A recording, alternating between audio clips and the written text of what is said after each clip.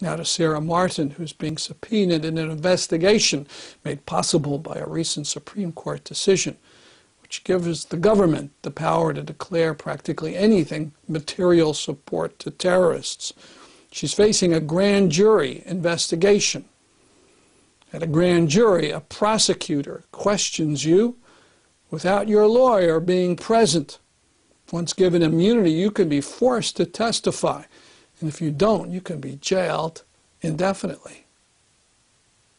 On September 24th, I just finished watching Amy Goodman on TV. We get her from 7 to 8 in the morning. And the phone rang, and it was Jordan Kushner, a National Lawyers Guild lawyer who was in New Orleans. And he said, "Have you heard your comrades are being, their houses are being raided?" And of course, I mean, you hear those words, and it was like a foreign language. I didn't know what he was saying. And I said, "Who?" And he said, "Well, Mick Kelly, who lives just a little, about a half a mile from me." So I got in the car and went over to Mick's. I got the word out, what was happening, and we knew at that point it was 3 houses.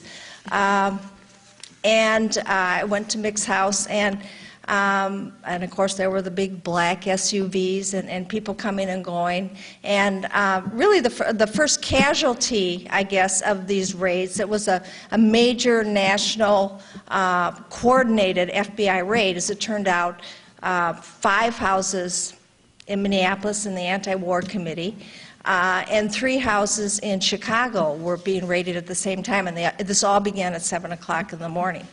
And as I say, the first casualty was, the nicest thing you can say about this is it's a fishing expedition. And Mick Kelly and his wife Lyndon have a big fish tank, and when they came into to the apartment, they broke the fish tank. So the fish were the first things to go in this fishing expedition, which is ironic, I guess. Maybe that's an omen, or maybe it's a bad omen, I'm not sure. Anyway, as it turned out, at my house, my brother and sister-in-law lived downstairs, and at just minutes after I left, the FBI came to my door. They were not there to raid, but to talk, to visit. And as it turned out, they were visiting not only me, but 2 other people in Minneapolis, and people in Milwaukee, people in Arizona, people in California, people in Michigan. And so at the end of this, but those were just visits. By the next Monday, many more of us had gotten subpoenaed. So at the end of it all, 14 of us have subpoenas to go to a federal grand jury in Chicago, where there's an investigation going on for material support for terrorist organizations. Now, the organizations, the terrorist organizations named are FARC, which you may know in Colombia, and the PFLP, the People's Front for the Liberation of Palestine in Palestine.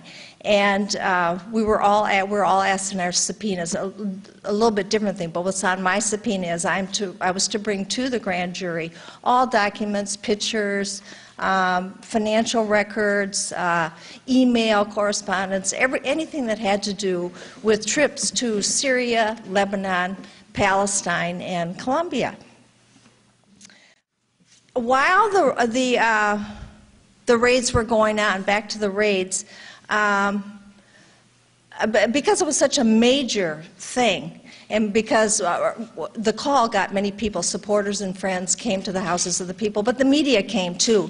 So, and of course it was, they saw the subpoenas and saw it was about an investigation of material support to terrorist organizations. So we always want media, right? We're anti-war activists and international solidarity activists, so media is what we always want, but careful what you ask for sometimes. Of course, it was all over the front page of the paper the next day. And I must say, though, that the coverage that the Star Tribune has given, and the Pioneer Press in St. Paul, too, it's been not bad, aside from what the FBI has done. But it's been pretty balanced and informative and laying out, how ridiculous this is without using that word.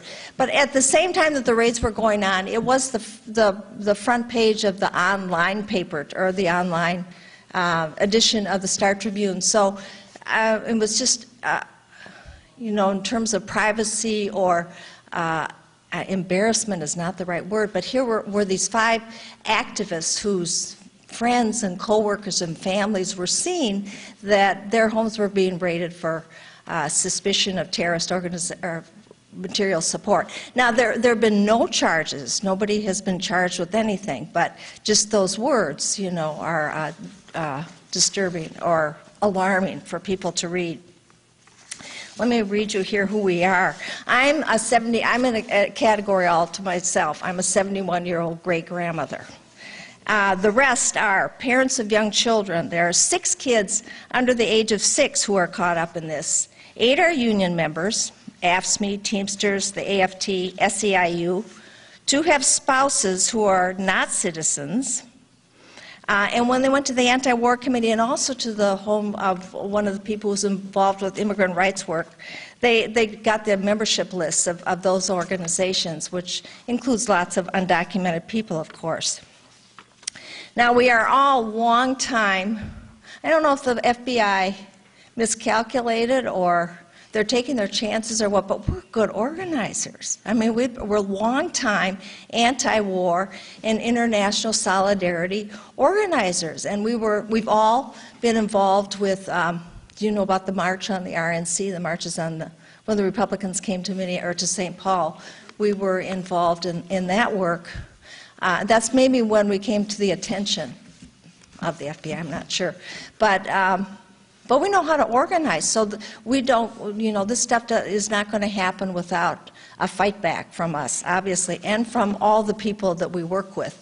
We're well known in the Twin Cities, and there's a very vibrant anti-war movement in the Twin Cities. So the response was immediate, not only at the time of the raids, but the next Monday there were 500 people at a rally in front of the FBI headquarters in Minneapolis. As for giving material support to terrorists, who is it that's sending $90 billion worth of weapons to the Kingdom of Saudi Arabia? Remember, Saudi Arabia, the home of the bin Laden family, and of most of the men who committed the 9/11 atrocity, whose rulers spend tens of millions every year to spread their reactionary, women-hating thinking. So who is protecting this breeding ground of terrorism? The U.S. government. That's our program for today. See you next week at this time. I'm Stanley Heller, and this is The Struggle.